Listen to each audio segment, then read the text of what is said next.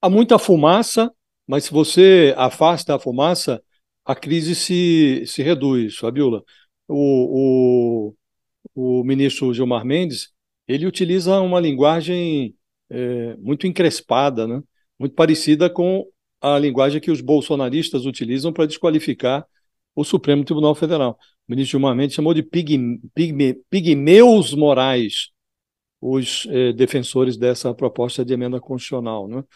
E quer me parecer que há um. É como se o ministro reage como se o Senado estivesse invadindo o Supremo, como os responsáveis pelo quebra-quebra de 8 de janeiro, ou como se fosse o Senado estivesse tratando ali o Supremo como uma faixa de Gaza sob invasão. E se nós formos espremer, Fabiola, essa PEC ela é inoportuna pelo momento que está sendo votada e pelos argumentos subterrâneos que impulsionaram a votação da proposta. Quem está por trás dessa proposta é a bancada bolsonarista e os senadores que desejam se aproximar dessa bancada por interesses inconfessáveis.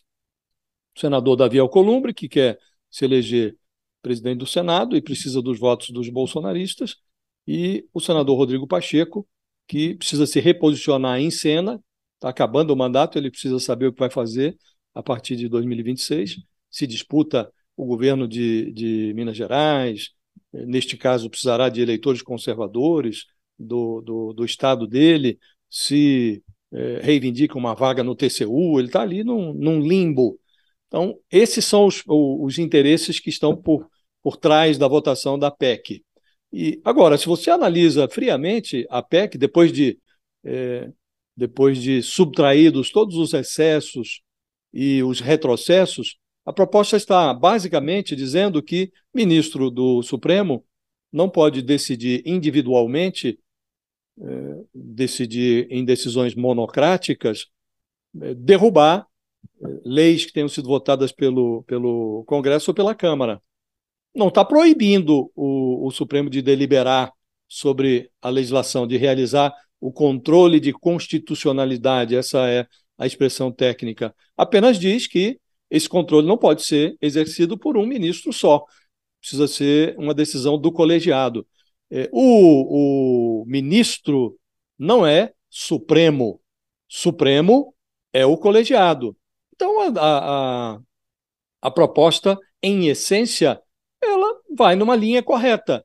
O que há de incorreto são os interesses que estão por trás dela e a forma como ela foi apreciada, no instante em que o bolsonarismo se aproveita desse jogo de interesses no Senado para dar um troco no Supremo, pela forma como o Supremo se portou durante a pandemia, durante a disputa presidencial do ano passado, e o Supremo teve decisões, e os ministros lembram disso, que asseguraram, ou pelo menos reduziram os prejuízos do negacionismo sanitário do Bolsonaro no combate à pandemia e asseguraram a preservação do sistema eleitoral e, em última análise, a preservação da própria democracia brasileira.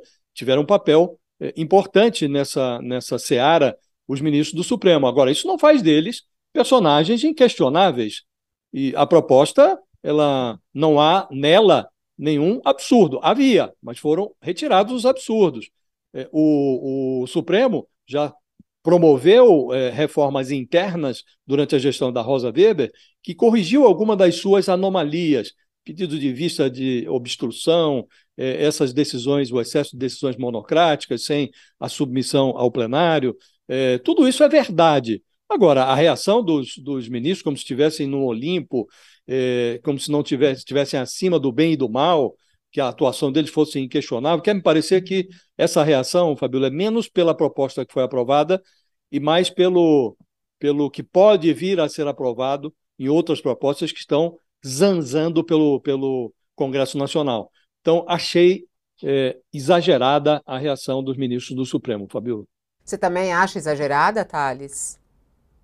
Acho exagerado, mas e acho o seguinte: o professor Mairovitch, ontem à noite, no All News, com o Diego Sarza, ele deu uma aula explicando que, olha, não há nada de inconstitucional na decisão do Senado sobre essa questão. Até porque o próprio Supremo já havia limitado as decisões monocráticas. O que o Senado fez? O Senado pegou essa decisão que o Supremo já tomou em termos internamente, pegou essa decisão e constitucionalizou, colocou na Constituição. Isso é uma atribuição do Senado, é uma atribuição do Congresso.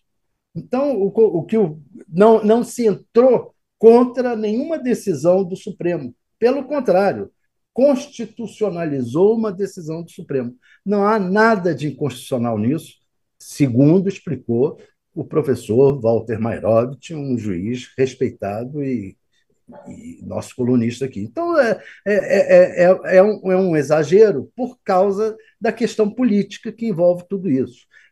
Da onde surgiu isso? O Rodrigo Pacheco aderiu, aceitou, recebeu a oposição no gabinete dele, a oposição reclamando do Supremo ter votado a questão inclusive a Rosa Weber, a questão do aborto, a questão da liberação da maconha vir a ser votada, e tudo isso. Aí os conservadores foram ao gabinete do Rodrigo Pacheco exigir que haja reação. E aí se colocou essa proposta que, na verdade, ela é uma proposta inócua do ponto de vista de mudança das coisas, não muda nada, mas apenas um enfrentamento. Então, de fato, é uma retaliação, ao contrário do que disse o Rodrigo Pacheco. É uma retaliação, mas é uma retaliação só na imagem, não muda nada, e eles têm razão do ponto de vista constitucional. Estão apenas colocando na Constituição o que é direito do Congresso colocar. Então, eu acho que, com o tempo, isso daí tende a se acertar. Em se acertando, não vai passar, porque as outras questões têm que ser votadas e têm que ser resolvidas independentemente desse assunto. Agora,